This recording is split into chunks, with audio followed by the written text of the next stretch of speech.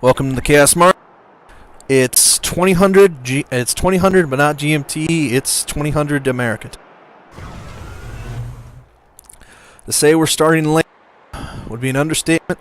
WR at their full fury, representing the Tikonov task force, which is normally Aerodani Light Horse, plus Silvercrest.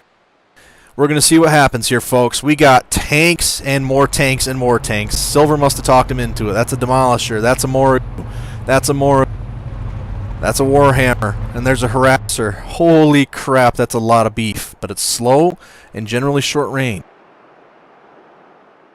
We are fighting over Planet Hall. This is a big deal, folks. Hall falls. The Blakist forces are going to have a massive problem on their hands. This is their heavy factory, which means if it falls, they'll still be able to get heavies, but they will cost a crapload more.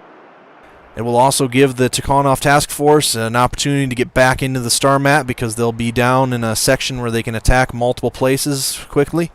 So we're going to see what happens. The Tikonov task force has already lost their medium factory. So after this, they're also attacking trying a coup attempt, which means they can attack a planet a couple jumps away. We'll have that free tomorrow. This is map 1. The stakes couldn't be higher. We've got two excellent teams. I'm extra proud of the drop list that the blue team has thrown together here. It's some nasty, nasty, nasty stuff. 13 PPCs. They're going to have to use that range, though, because those tanks. Yeah. Anyway, he gets light goused. A couple LRMs away from the Harasser. Proxima getting out of there. Proxima and Ben, the drop commanders. Proxima primary drop commander. Ben, backup drop commander. Don't ask me why Proxima, that team's best pilots in a Harasser. It happened. But who knows? Maybe it pays off. Anyway, can't have a hold from here on out. Proxima's going to have to sit. He's got GECM. He's got lots of speed.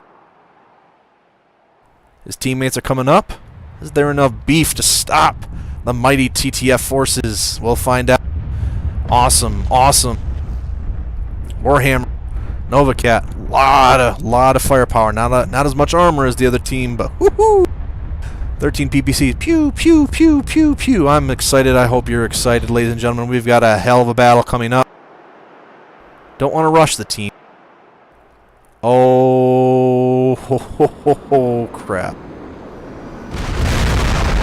Didn't notice that. Now you gotta rush. Got the LRM. Not what you want to be doing with the Harasser A. Yes, the two teams could fly. So that was a risk. That is not a carrying asset, though, and as good as Serpentis is, he is one of the top 3 pilots in this entire game in that thing. We'll be able to report their movement. But that's one less carrying asset. How crazy is Proxima feeling right now? Ben, how crazy are you feeling right now? You've got the firepower to do this.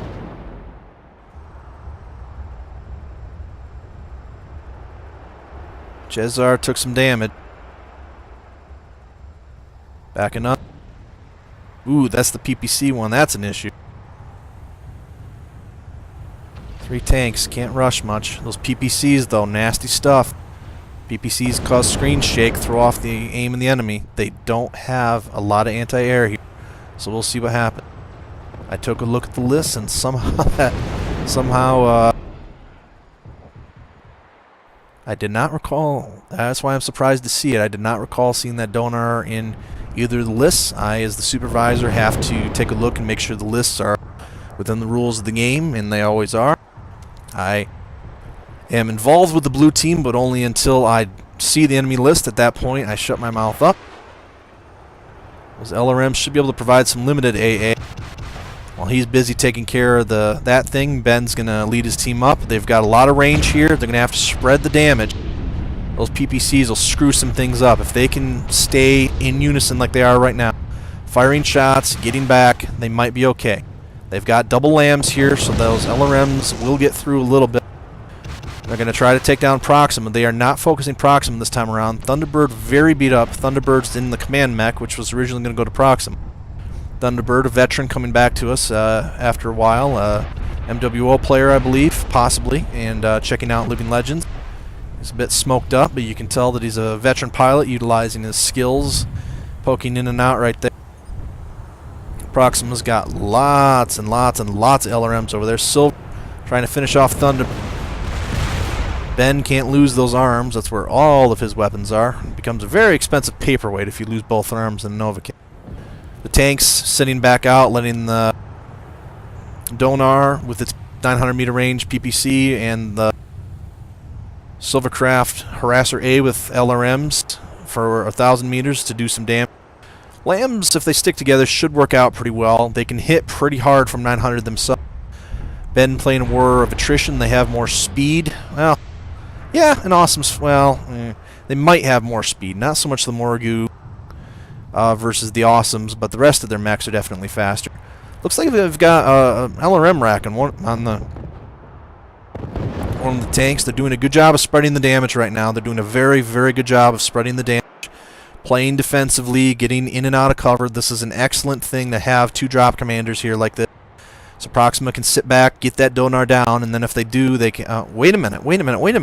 They have one more carrying asset than the other team. Why the hell are they not going inside one of the... If I were the commander here, I would get inside one of these bases that have a basement, and I would frickin' sit there and make the other team come to me. A draw in this situation is just... no, a victory.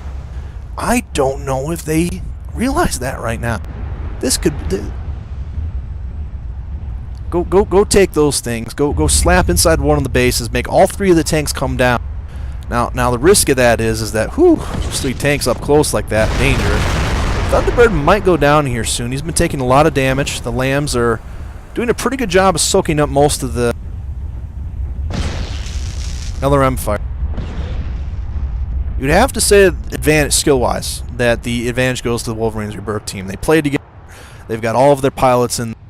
And going into the fight, we knew that there might be a little bit of a balance there, and we'll address that on map 2. But we had everything prepared with the teams as they were, and we had some of our pilots not come in that we thought might be coming in, so we just decided let's fight, see what happens. A hell of an interesting battle right now. Those LRMs are going to hit Thunderbird. The Lambs might not... All right, they got Ben. They're doing a very good job. There goes one of the arms, so Ben just... Hopefully Ben's still got his PPC. He has 3 extended range large beam lasers. They're slowly taking damage though as they go firing here. They're doing a good job spreading the damage, sticking together, firing off the missiles. The long range, I'm surprised of how long range those Morgus are.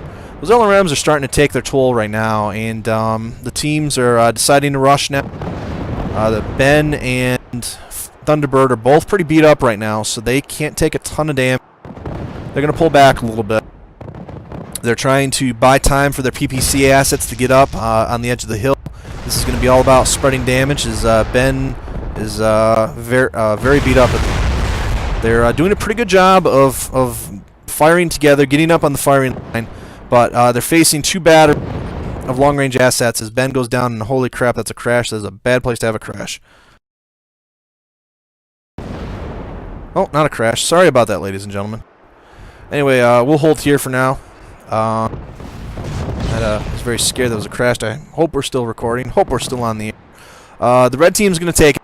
The blue team did a hell of a job. It was a very interesting battle, but ultimately the Donar was able to do enough damage over time that they were able to come in and blow some things up. So the red team will go up 1 map to none. We'll balance the teams out, and we'll see you on map 2.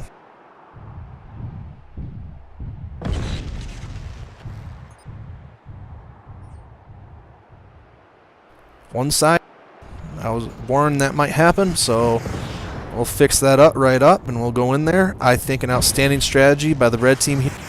Had the Donar not been there, maybe. Given the circumstances, I think the blue team did a hell of a job here. Their commanders are to be commended, but the day belongs to the red team as we split up the teams. We'll see you next time on the Chaos March Network on Map